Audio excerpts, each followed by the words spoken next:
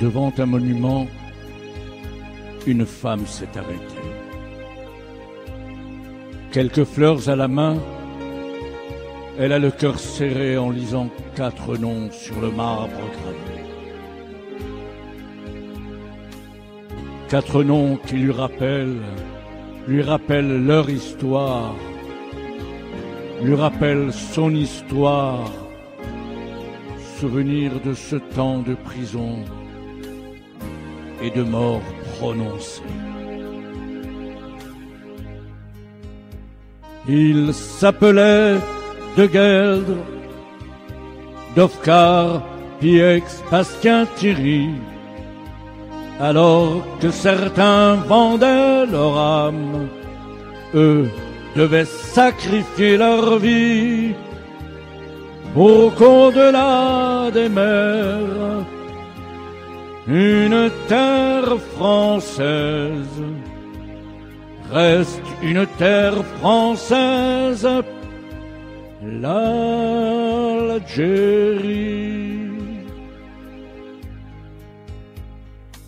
Miséraire, miséraire. Entre nostalgie et mémoire. Et aujourd'hui, si nous sommes là, ce n'est pas par nostalgie, mais c'est par mémoire. Il incombe à chacun d'entre nous de rendre cette mémoire inoubliable.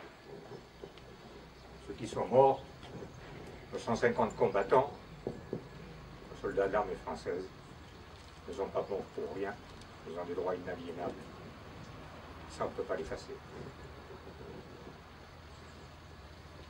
Aujourd'hui, je voudrais dire un mot sur la présence, ou la non-présence tout au moins de nos compatriotes. C'est quelque chose que je ne peux pas supporter. C'est peut-être pas le but de cette cérémonie, mais je vais quand même le dire. Et vous pourriez d'ailleurs le dire à vos amis, peu importe. Nous avons des associations tout autour du ventre.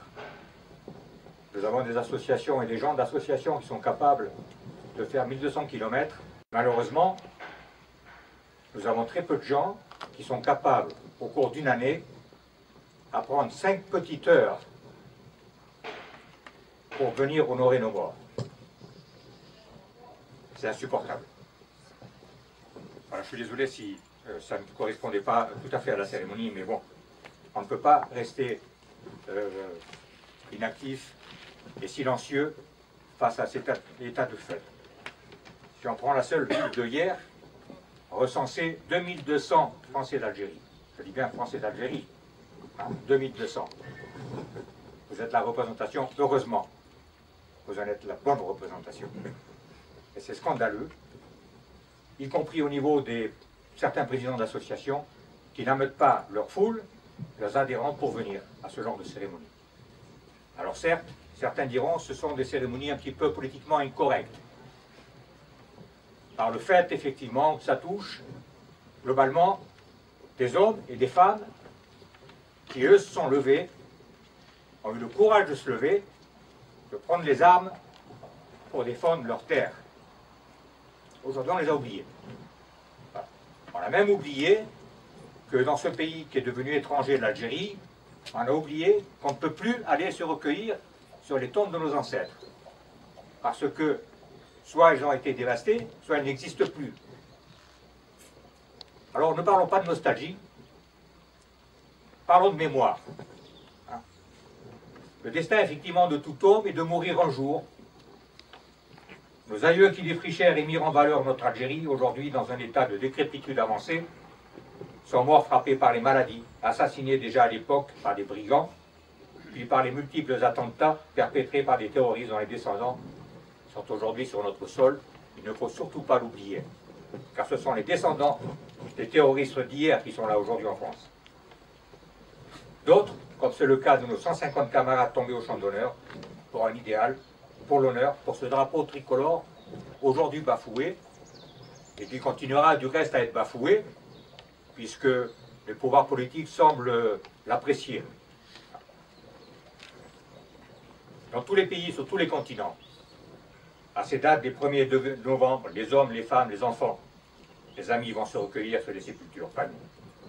Heureusement, nous avons dans les cimetières des monuments, des stèles qui nous permettent de nous recueillir tous ensemble.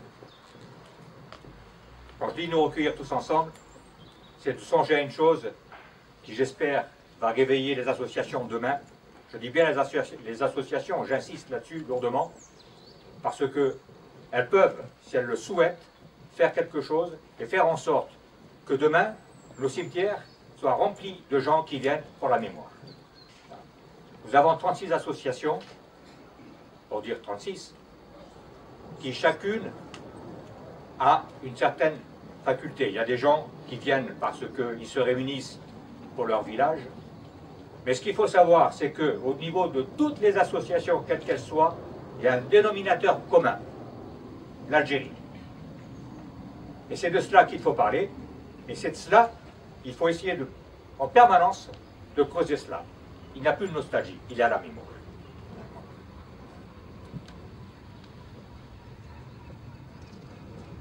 Ces monuments donc sont ouverts à tous.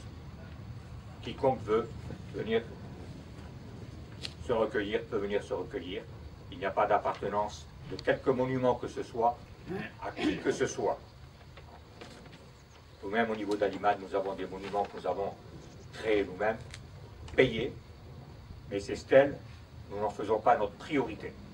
Ces stèles sont ouvertes à toute personne qui vient se recueillir devant la stèle des 4 fusillés. Ce début novembre nous rappelle également la façon dont les événements se sont produits en Algérie. Je ferai juste un petit bémol pour essayer de rétablir une certaine vérité.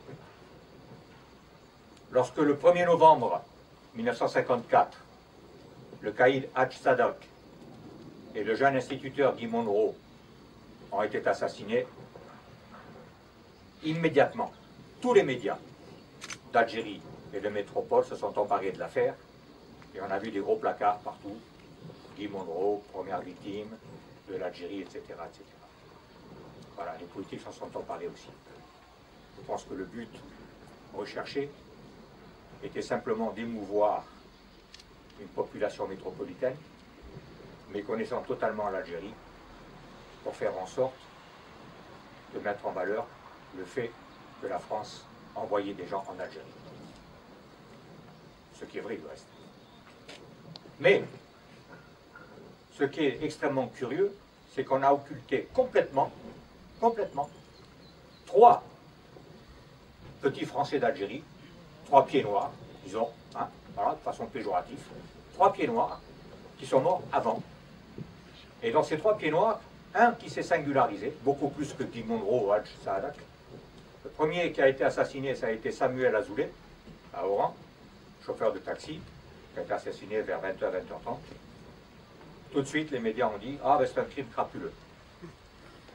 Et puis ensuite, à Saint-Denis du Sig, il y a eu François Braun, un garde forestier, qui lui a été assassiné chez lui par un de ses ouvriers. Il y a surtout ce jeune de 22 ans. Ce jeune de 22 ans qui revenait de Mostaganem, qui habitait Picard, qui rentrait, et qui, au cours de la route, a vu des gens courir, apeurés, qui lui ont dit « Nous sommes attaqués, la ferme est attaquée ». Ce jeune, Laurent François, a fait un détour pour aller à une gendarmerie qui se trouvait dans le village de Cassaigne. Ce que personne ne savait, c'est que ce jour même, il y avait eu une concertation d'attaque sur tout le territoire national. Et la gendarmerie de Cassaigne était également visée. Et la gendarmerie de Cassaigne était entourée par ceux qui allaient devenir les rebelles. L'arrivée de Laurent François a un peu perturbé leur action. Il a cogné à la gendarmerie. Les gendarmes ont été sourds ou dormaient profondément, n'ont pas ouvert tout de suite. Il a déjoué l'attaque, mais c'est lui qui est mort. Voilà. En ce qui me concerne, je pense qu'il aurait eu droit également à une première page, parce que par son comportement, par son dévouement, il a sauvé des hommes et des femmes. Donc c'est peut-être un détail, bien que j'aime pas prononcer ce mot détail qui est souvent pris de manière péjorative, Mais c'est un détail qui a toute son importance dans la mesure où si on est capable de masquer cette vérité, on peut, sur d'autres plans, masquer d'autres vérités. Du reste, c'est prouvé, puisque aujourd'hui encore, on ignore totalement ce qui s'est passé en Algérie et on déforme absolument tout ce qui se passe. Donc nous en sommes là. Et je reviens sur nos 4 fusillés. Nous avons 4 fusillés, nous avons eu 150 combattants morts. Comment peut-on les oublier? Comment les pieds noirs, je m'adresse surtout aux pieds noirs, comment ces pieds noirs peuvent-ils oublier ces gens-là qui ont pris les armes pour les défendre? En sachant que parmi ces gens qui ont pris les armes pour les défendre, il faut que vous le sachiez, mesdames et messieurs, il y avait un nombre innombrable de métropolitains qui osaient prendre les armes et se rebeller contre le pouvoir gaulliste. Ça, il faut le retenir. Pour ce qui me concerne, au sein d'Adimad, je peux vous donner des chiffres. Nous avons au sein d'Adimad 40% de métropolitains. Des gens que je respecte profondément, parce que ce sont des officiers qui ont tout risqué pour l'honneur du drapeau et pour une terre sur laquelle ils n'avaient pas ni réfrigérateur, ni quoi que ce soit, mais pour l'honneur. Donc, c'est en cela où j'ai, excusez-moi l'expression, la rabia, quand je vois que dans notre communauté, on n'est pas fichu de se déplacer pour honorer De Gueldre, Bastien Thierry, Dovcar et Aix. Dans ces 4 assassinés, je ne vous évoque même pas la façon dont a été assassiné le lieutenant Roger De Gueldre. Bon, un seul Français d'Algérie. Les 3 autres, métropolitains ou autrichiens. Prenons l'exemple du commandant Bazin. Commandant Bazin, à qui on va rendre honneur le 7 novembre. Commandant Bazin, qu'est-ce qu'il en avait à fiche de l'Algérie? Rien du tout. Rien. Eh bien, il est parti au maquis, il a créé le maquis de Loire-Sionis, et il est mort au maquis. Donc tous ces gens-là, eh bien, sont morts finalement, je pourrais dire que le fait de ne pas venir les honorer, ils meurent une seconde fois. Et ça, ce n'est pas tolérable. Voilà, j'en ai fini. J'ose espérer que je n'ai pas été trop cinglant dans mes propos. Mais je pense qu'à un moment donné de notre vie, il faut être capable de dire ce qui se passe pour essayer de faire réagir les gens. Aujourd'hui, nous sommes dans un contexte extrêmement difficile où on se rend compte que notre culture, nos valeurs sont en train de disparaître de façon magistrale. C'est aujourd'hui où on a besoin de s'unir, et non pas de commencer à créer des États indépendantistes comme la Catalogne, la Bretagne, etc. On est là pour s'unir, nous les Occidentaux, tous les Occidentaux. Autrement, demain c'est fini. Demain l'Occident n'existe plus. Voilà. Demain, nos enfants, nos petits-enfants porteront le voile. Alors est-ce que c'est cela qu'on veut? Donc au moins qu'il y ait une réaction positive à venir honorer nos morts. J'en ai fini, je vous remercie de votre attention.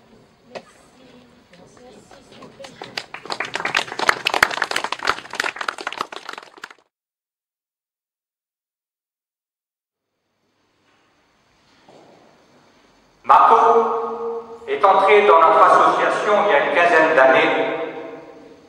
Il avait été présenté par son ami de toujours, Christian, pour qui il devint les cieux.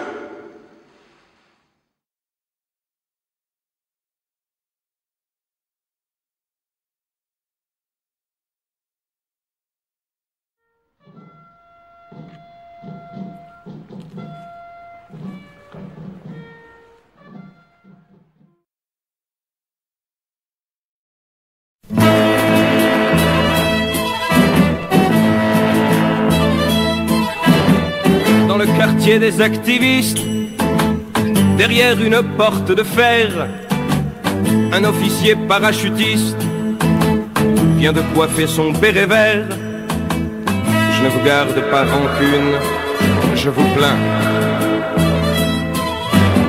Les mots écorchent les tympans du triste général procureur, tandis que le fier lieutenant se prépare au baroud d'honneur. prêtres, gardiens et avocats admirent avec un grand mutisme la bravoure du noble soldat qui part victime de son civisme. Je ne vous garde pas rancune, je vous plains.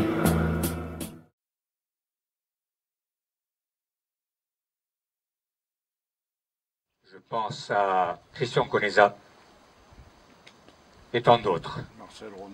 Marcel Ronda, qui nous ont quittés face à un combat qu'ils ont perdu, comme nous-mêmes avons perdu le nôtre.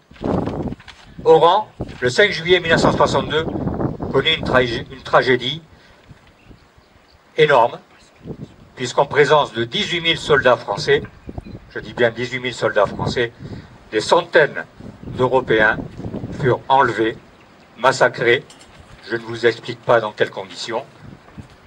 Certains finirent dans des mines, les femmes finirent dans des maisons de repos du FLN. C'est ainsi qu'on les appelait. De cette magnifique statue de Notre-Dame d'Afrique. Les noms de nos 135 camarades tués au combat sont inscrits, et de fait, jamais, tant que nous serons vivants, tant qu'il nous restera un souffle de vie, nous ne pourrons les oublier. Et cette cérémonie du 13 mai à Théoul, à Notre-Dame,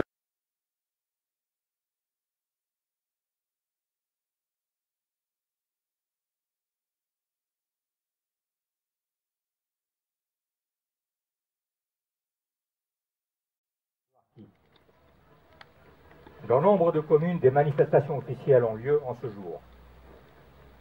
Nous-mêmes n'avons jamais voulu y participer, car dans leur très grande majorité, ces cérémonies sont organisées dans un seul but électoraliste.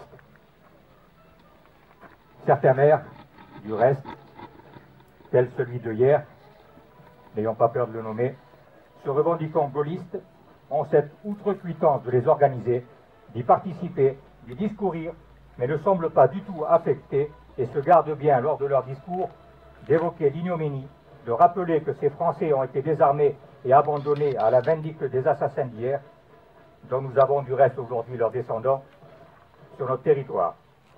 Aucun de ces maires n'aura le courage de prononcer le nom du seul responsable de ces génocides, De Gaulle. Celui qui fut déclaré par l'un des plus éminents journalistes politologues français comme le plus grand traître de la Ve République. Parmi les harkis, un grand nom émerge, celui de Saïd Benaïssa Boualam. Son surnom de Bachaga signifie caïd des services civils, c'est-à-dire chef des 24 tribus arabes des Beni Boudouane situées dans le massif de Loire-Senis. Nous voici donc aujourd'hui réunis en ce lieu dédié au Bachaga Boualam. Vous avez remarqué, le lieu est un lieu magnifique qui fait honneur justement au Bachaga, afin de lui rendre hommage et à travers lui à tous ces harkis, dont je remercie la présence aujourd'hui. La famille Boualam, d'origine arabe, serait arrivée au Maghreb avec les premières invasions hilaliennes, tribus arabes d'Arabie centrale, qui envahit le Maghreb au XIe siècle. Elle s'est mélangée aux Berbères et au temps des Turcs, c'était une famille d'Aga et de Bachaga. Lors de la conquête française en 1830, elle a combattu aux côtés de l'émir Abdelkader. Après la reddition de l'émir à la France, les Boualam ont fait leur soumission et de lors, la famille n'a jamais failli à cette fidélité envers la France. On retrouve la trace du premier Boualam dans un document officiel évoquant le ralliement à la France en 1842. Depuis sa soumission jusqu'à sa mort en 1845, ce chef ne cessa de donner des preuves de son attachement à la France. Il marcha 57 fois à la tête de Ségoum contre l'insurrection. Il en obtint les décorations Légion d'honneur en 1845, officier de la Légion d'honneur en 1852, commandeur en 1860. Boualam était un grand officier de cet ordre en 1877. Il décéda en 1885. Ainsi, le parcours du Bachaga Boualam était tout tracé de par son prestigieux aïeul. Saïd Benaïssa Boualam est né le 2 octobre 1906 à Soukaras. C'est Marguerite Magnier qui pousse vers les études le Bachaga. À 13 ans, il réussit le concours d'entrée à l'école militaire préparatoire de Saint-Hippolyte-du-Fort dans le Gard. Il rejoint en septembre 1919. Puis celle de Montreuil-sur-Mer dans le Pas-de-Calais en 1921. À sa sortie d'école le 2 octobre 1924, le Bachaga s'engage au 1er régiment de tirailleurs à Bida. Il servira en Tunisie, au Maroc, puis pendant la Deuxième Guerre mondiale en Tunisie, en Italie, Monte Cassino, en France, en Allemagne avec la 3e DIA, division d'infanterie algérienne. Après 21 ans de service, il quitte l'armée à sa requête, avec le grade de capitaine. Il est nommé caïd, puis Bachaga dans le fief familial des Beni Boudouane. Ces derniers sont des guerriers de tradition. Nombreux sont ceux qui, après l'Italie, la France, l'Allemagne, sont partis en Indochine. Il est élu maire du village de Lamartine. Il devient capitaine dans l'armée française au 1er régiment de tirailleurs algérien. Il parvient au grade de colonel. Il a obtenu la médaille de commandeur de la Légion d'honneur à titre militaire. Pour s'opposer au FLN, il lève une toute première ARCA destinée à défendre son territoire contre le FLN. Le 5 juin 1956, ce sont ces harkis qui surprennent le maquis de Huizome commandé par l'aspirant Henri Maillot. Je ne vous rappelle pas ce qu'est Henri Maillot. Déserteur communiste, avec ses membres et du Parti communiste algérien près de Lamartine dans la région d'Orléansville. Henri Maillot est tué avec 4 membres du groupe, dont un Européen, Maurice Laban, membre également du PCA, Parti communiste algérien, et ancien combattant de la guerre d'Espagne. Après le discours du 16 septembre du général Félon, le 20 septembre 1950, il quitte l'UNR gaulliste et rejoint le groupe Unité de la République animé par M. Soustel.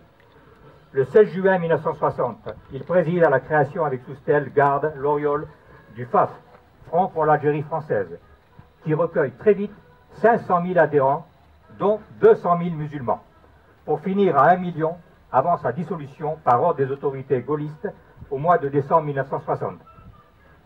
Il est élu député d'Orléansville et devient vice-président de l'Assemblée nationale de 1958 à 1962.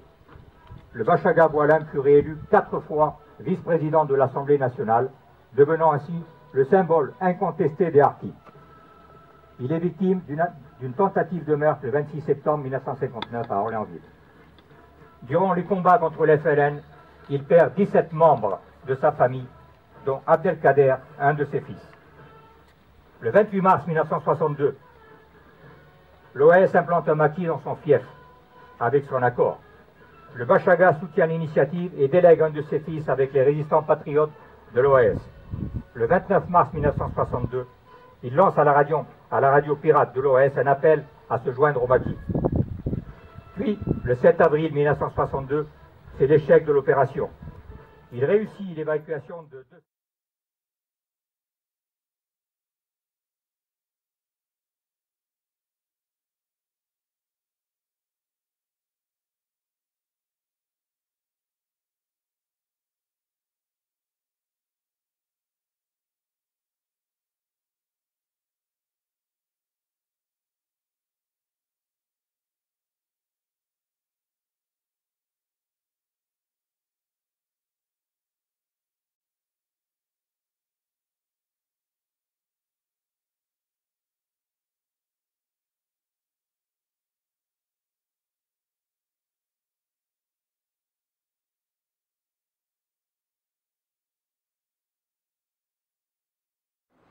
En mars 1962, après que fut signé l'infâme traité de vente de l'Algérie, le général Salan lança un appel à ses troupes.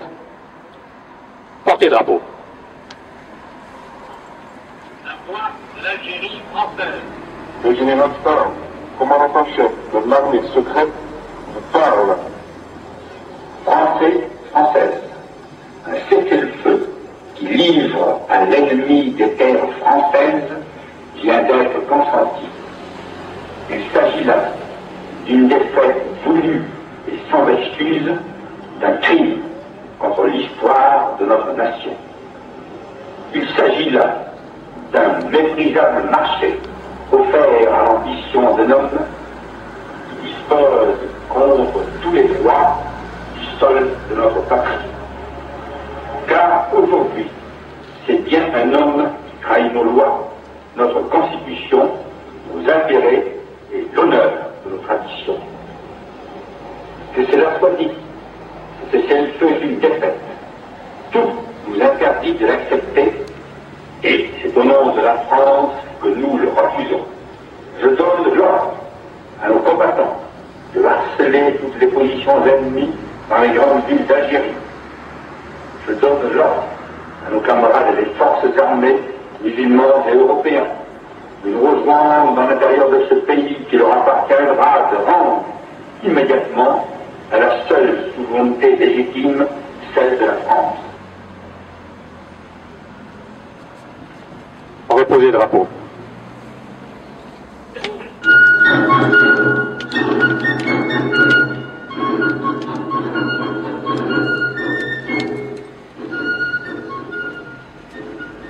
Lors de son procès, le général Salan endossera toute la responsabilité de l'action de l'organisation armée secrète. Il y prononça ce discours. Je suis le chef de l'OAS. Ma responsabilité est donc entière. Je la revendique, n'entendant pas m'écarter d'une ligne de conduite qui fut la mienne pendant 42 ans de commandement. Je ne suis pas un chef de bande, mais un général français représentant l'armée victorieuse et non l'armée vaincue, à la différence de celui qui vous demande licence de me tuer. J'ai servi le plus souvent hors de la métropole. J'ai voulu être un officier colonial. Je le suis devenu. Je me suis battu pour garder à la patrie l'empire de Gallieni, de Lyautey et du père de Foucault. Mon corps a conservé les traces profondes de ce combat. J'ai fait rayonner la France aux antipodes. J'ai commandé, j'ai secouru, j'ai distribué, j'ai sévi, et par-dessus tout, j'ai aimé. Quand par deux fois l'heure du péril a sonné pour la vieille Europe, j'ai vu les peuples de l'Empire accourir à son secours. Algériens, Marocains, Tunisiens, Vietnamiens et Sénégalais se sont battus avec nous et souvent sous mes ordres. Quand on a connu la France du courage, on n'accepte jamais la France de l'abandon. Voilà, mes chers amis, résumé très succinctement la carrière de ce soldat exceptionnel qui eut mérité un mausolée plutôt qu'un carrefour. Mon général, vous qui fûtes notre chef, vous aurez longtemps, aussi longtemps que l'un de nous vivra, l'hommage dû à votre rang. Nous ferons en sorte que nos successeurs prennent exemple sur vous. Portez drapeau.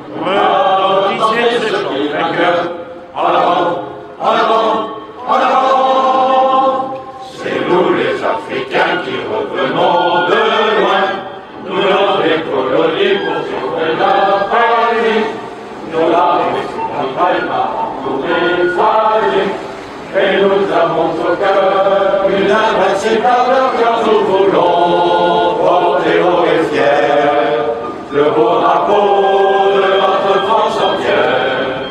Et si quelqu'un venait à y toucher, nous serions là pour mourir à ses pieds. À quel tambour, à nos amours, pour le pays, pour la patrie, pour les recoins, c'est nous les Africains.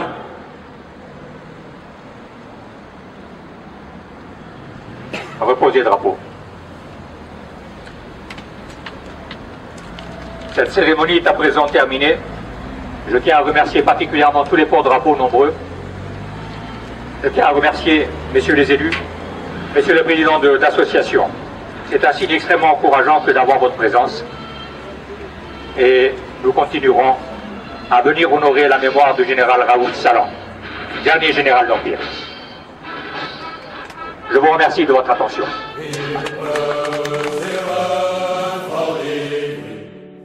La France est assommée, les grands lits sont défleurés et saignent l'Algérie. Les grands lits sont défleurés et saignent l'Algérie. Le peuple a apostaté par sa constitution. L'Algérie est